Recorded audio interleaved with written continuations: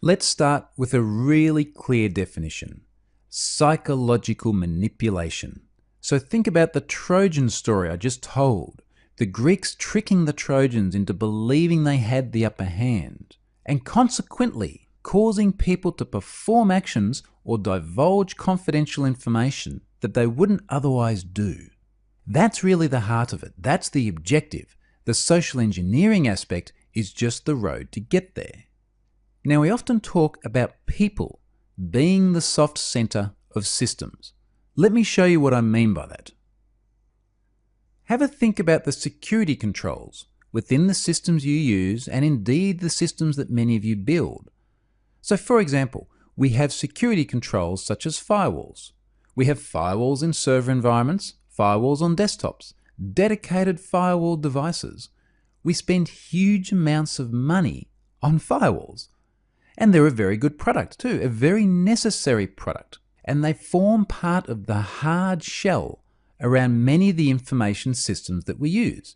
An attacker has to penetrate the firewall in order to gain access to the systems within. Another hard shell around our information systems is access controls.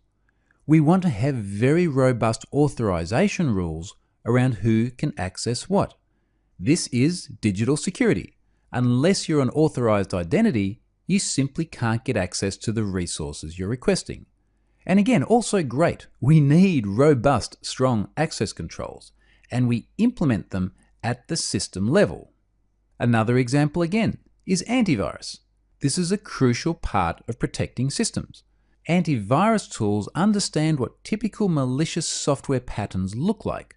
The ability to identify malicious software before it's able to damage systems or disclose information is obviously really important. Antivirus forms an important part of the information security of both home and corporate environments. In fact, all three of these things are staples of digital security. These are the default security controls on so many of the systems that we use and build. But here's the thing about social engineering.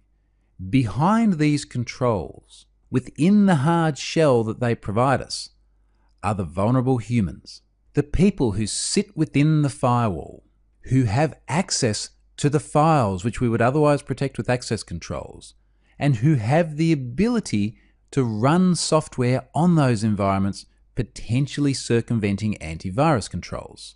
People have a huge amount of power well and truly after all those hard shell protections have been applied.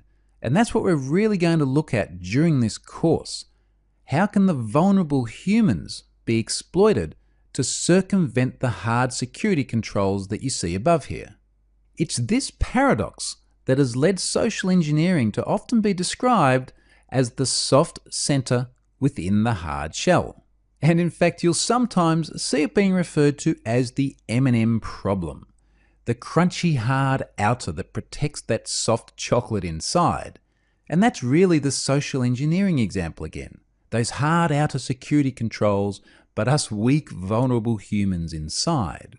And what it means is we get left with situations like this. This is a quote from Kevin Mitnick, probably the most infamous computer hacker of all time. Kevin became particularly notorious in the early 90s, breaking into numerous systems and frequently doing so using social engineering. As Kevin says here, even very well protected companies protected with good digital security, can be brought undone just by one trusted person within the company. That's all it takes.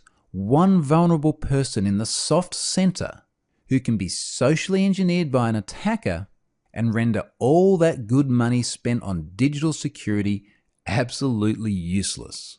This is precisely what we're going to look at throughout the remainder of this course.